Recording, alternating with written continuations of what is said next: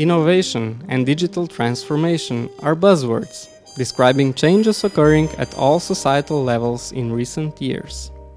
Vast investments were made as part of funding schemes, policies, strategies, and initiatives aimed at promoting innovation.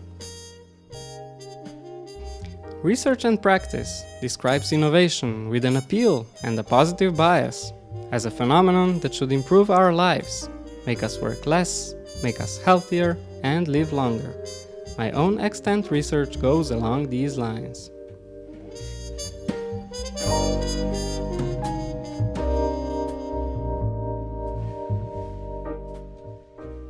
First, I focused on contextual factors of creativity and innovation, such as leadership, specifically authentic leadership and supportive supervision.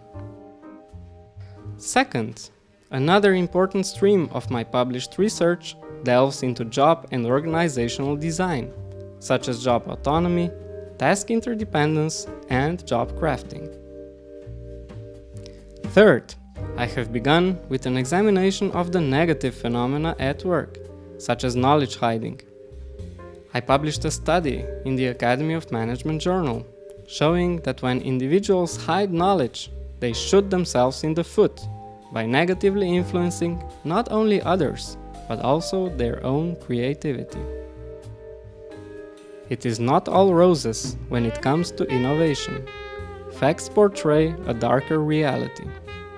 Indicators reveal that after digital transformation, humans work more, are less happy and satisfied with their work-life balance, feel isolated and socially detached, stressed and burned out at their workplace and beyond.